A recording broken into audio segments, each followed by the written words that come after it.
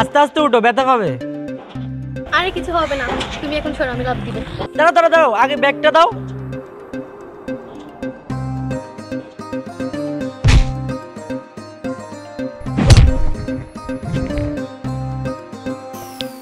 লাগেনি তো তোমার? আরে না, আমি ঠিক আছি। তোমার জীবনের প্রথম স্কুল পালানো, তাই না? হুম, এবার তাড়াতাড়ি চলো, দপ্তরি কাকু দেখে ফেললে সুদা প্রিন্সিপালের রুমে নিয়ে যাবে। চলো চলো চলো চলো।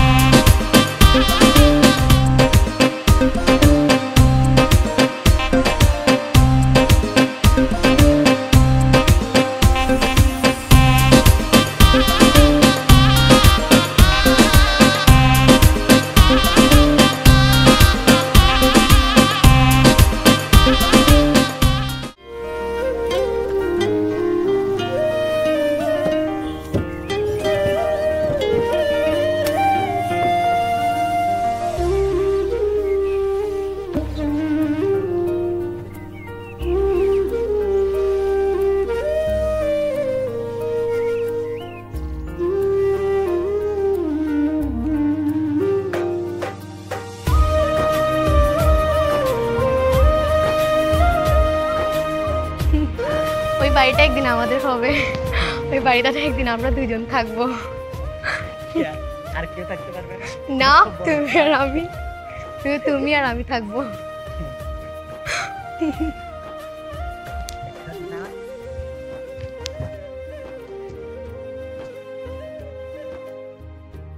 আচ্ছা, তোমাকে একটা কথা বলবো।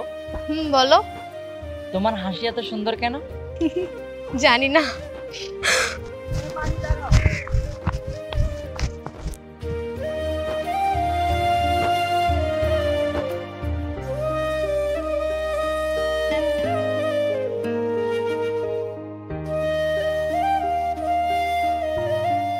আচ্ছা, আমাদের পরিবার যদি আমাদের এই সম্পর্কটাকে মেনে না নেয়, তখন কি হবে? কি আর হবে, পালিয়ে যাব। ইস, কবে যে বড় হব। এখনো হাই স্কুলে পড়ি, এরপর কলেজ, এরপর অনার্স, এরপর চাকরি, আর তারপর বিয়ে। কতগুলো বছর লেগে যাবে। তুমি চাইলেই বাসায় বিয়ের কথা বলতে পারো, আমার কোনো আপত্তি নেই। আর এমনিতেও মেয়েদের 16 বছর হলে বিয়ে হয়ে যায়, আর আমার তো তেমন পড়াশোনার কোনো শখ নেই। আমার পকেটের অবস্থা দেখছো তুমি? এ দেখো, পকেট মানে যে অবস্থা, নিজে না খেয়ে থাকতে হয়।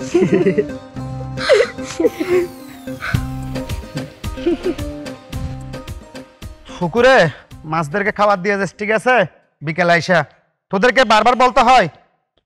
আচ্ছা ঠিক আছে, রাখ। আচ্ছা, কি হয়েছে? মাহিন না? মাহিন এখানে কি করে? আর সাথে মেয়েটা কে? বুঝলাম না তো। যে দেখ, আমি যে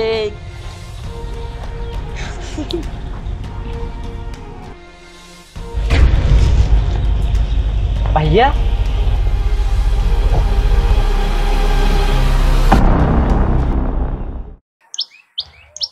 কিরে জসিম মিয়া, এই ব্যবসার কি অবস্থা রে? দাঁড়া মোশারফ মিয়া।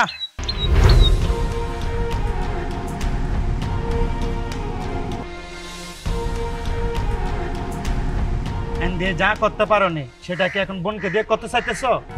সাবধানে কথা বলো শাহাবুদ্দিন মিয়া, তোমার ঝামেলা আমার সাথে। এর মাঝে আমার বাড়ির মেয়েদের কিনে টানবে না কিন্তু, বলে দিচ্ছি। আচ্ছা, তুমি তোমার বোনকে দিয়ে আমার ভাইয়ের পিছনে লেলিয়ে দিতে পারো, আর আমি কিছু বললেই দোষ? মুখের ভাষা ঠিক করো শাহাবুদ্দিন মিয়া। আমার মুখের ভাষা ঠিক করার আগে আগে নিজের ঘর ঠিক করো। তোমার বোনকে দিয়ে আমার ভাইকে ফাঁসিয়ে জমি দখল করার চিন্তাটা মাথার থেকে ফেলে দাও।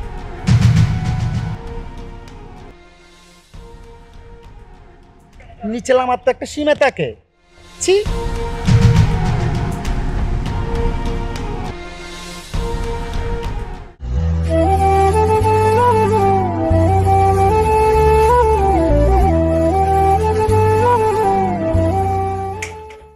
এই মাহি, মাহি, এই কোথায় তুই?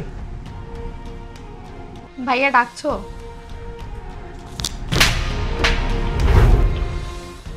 ওই শাহাবুদ্দিনের ভাইয়ের সাথে তোর কিসের সম্পর্ক? কথা বলবি না আর একটা থাপ্পড় লাগাবো? আমি ওকে ভালোবাসি ভাইয়া।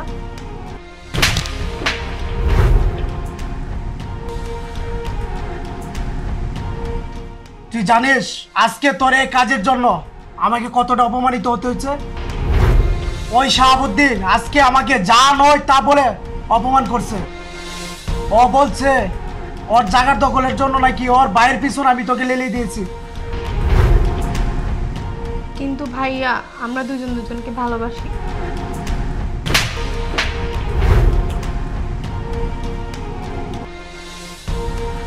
তুই জানিস শাহাবুদ্দিন আমার শত্রু, তা তুই ওর ভাইকে ভালোবাসিস। কিন্তু আমি বেঁচে থাকতে এই সম্পর্ক কোনোদিন আমি মেনে নেব না। তুই যদি বেশি বাড়াবাড়ি করস তাহলে হয়তো তোকে মারবো, না হলে আমি মরে যাব।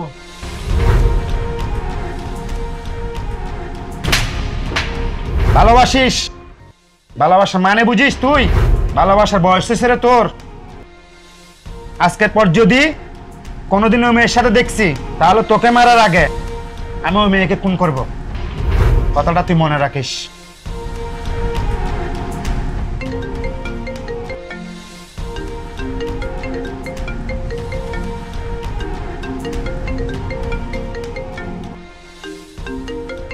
ফোনটা ধর, ওর সাথে সব সম্পর্ক শেষ করে দে এক্ষুনি আর আমার সামনে। ভাইয়া প্লিজ, প্লিজ ভাইয়া। তোকে আমি ধরতে বলছি।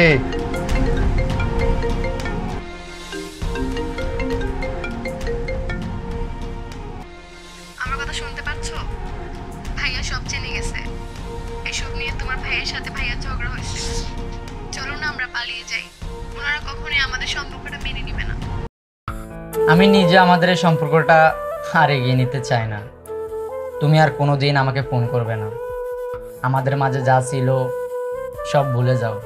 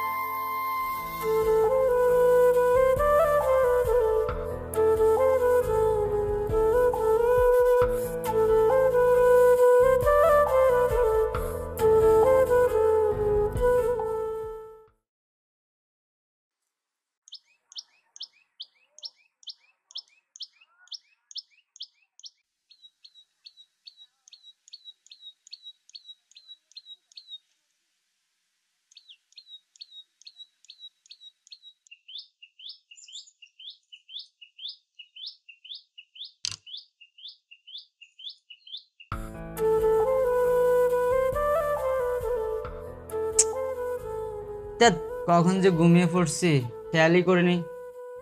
মাহি কতগুলো কল দিছে, এখন নিজে কল তুলছে না।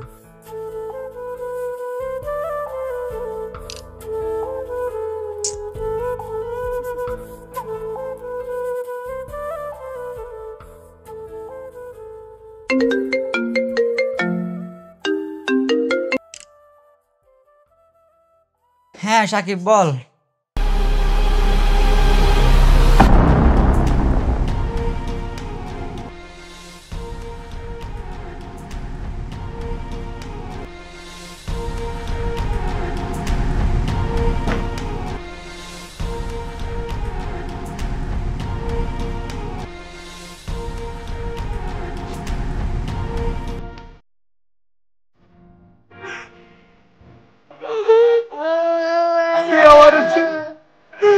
সত্যি চাইনা তুই লাগছিস ভাই হয়ে যাওয়ার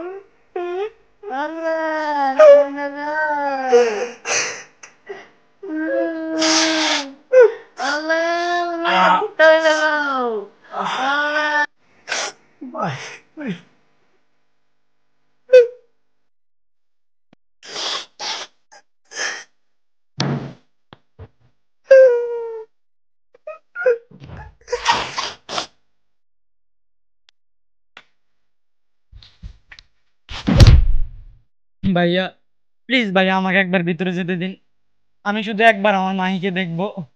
আমি জানি সবাই মিথ্যা বলছে, আমাকে দেখলে আমার মাহি আবারও হেসে উঠবে।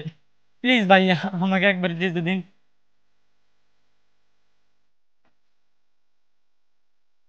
তোর জন্য আজকে আমার বোন আমাকে ছেড়ে চলে গেছে। প্লিজ ভাইয়া, আমাকে একবার ভিতরে যেতে দিন। আমি শুধু একবার আমার মাহিকে দেখবো। আমার বোনকে তোর দেখার কোনো অধিকার নাই। তুই যা, তুই যা এখান থেকে।